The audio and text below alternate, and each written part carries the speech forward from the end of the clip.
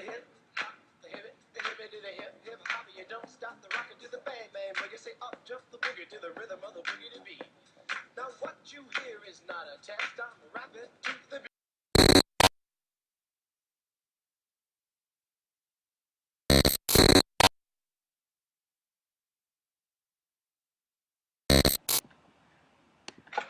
So you guys are probably asking yourselves, Miss Cartwright, what on earth does a ruler have to do with poetry? And the answer is that just like a foot is always made up of 12 inches, or just like an inch is always made up of 2/2 inches, a sonnet in each line is always made up of the same number of syllables and the same type of them. So it essentially has the same length. It measures the same thing, just like a ruler does. Let's take a look first at the smallest component of our sonnet, and it's the smallest component of any word. It's a syllable. Syllables are the parts of words that we either accent or we don't, and in the case of a sonnet, it always begins with an unstressed syllable that we mark with a U, and a stressed syllable that we mark with a line that kind of looks like an angry eyebrow. And in our sonnet, we actually have 5 of these little pairs of unstressed and stressed syllables. So let me go ahead and mark them for you. For those of you who are spatially inclined, you can see I'm using the 1/2-inch lines to mark our little unstressed and stressed pairs. So let me go ahead and box these up into separate pairs because they actually belong all by themselves. They're their own little units, and they have their special name as a unit. They're called, actually, let me delete that for a second. They're called iambs. When we have 5 of them all together like this, though, they have an even more special name that refers to the whole line of them together, which is iambic pentameter. And that is the meter of poetry that we have in a sonnet. And you can actually tell from the name what it means, because as you know from math, penta means 5, and meter is a way of measuring.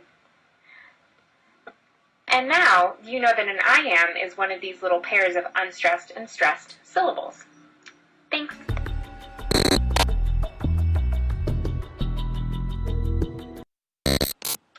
Two households, both alike in dignity, in fair Verona, where we lay our scene. From ancient grudge break to new mutiny, where civil blood makes civil hands unclean. From forth the fatal loins of these two foes, a pair of star-crossed lovers take their life, whose misadventured piteous overthrows doth with their death bury their parents' strife. The fearful passage of their death-marked love and the continuance of their parents' rage, which but their children's end naught could remove, is now the 2 hours' traffic of our stage.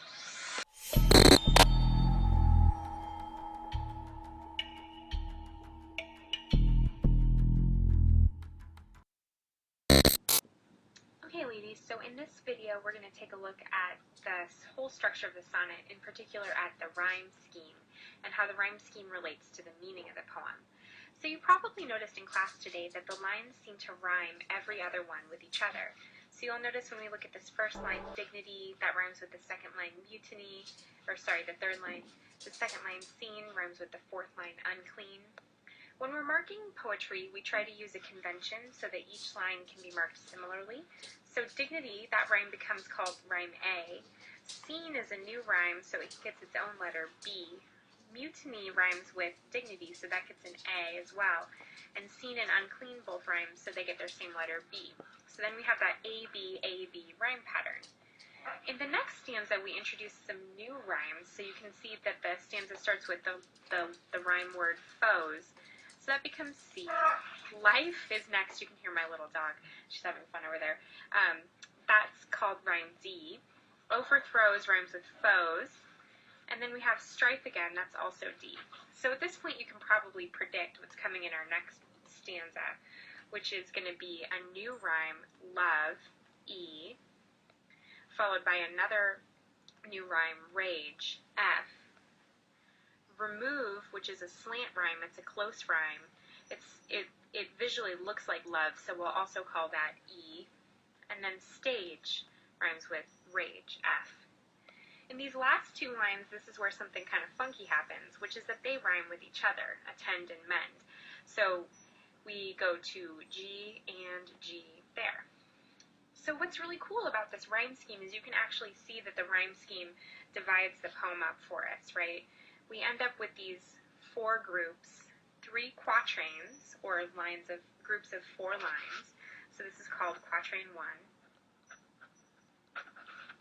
2, and 3. And then these last 2 lines, these little bitty pair that go together, they're a couple, so we call them a couplet. That's the formal description of these types of of these types of verses or paragraphs of words. But what's cool in a Shakespearean poem is that the meaning also corresponds to these verse paragraphs, to these quatrains. So if we take a closer look at the first quatrain, we can see that its job is to introduce the idea. 2 households, both alike in dignity, in fair Verona, where we lay our scene. From ancient grudge break to new mutiny, where civil blood makes civil hands unclean. So we get the idea that there's these 2 warring households that have had a grudge for a really long time, and that their blood is getting on everybody's hands. In these next 2 stanzas, we see an elaboration of those ideas.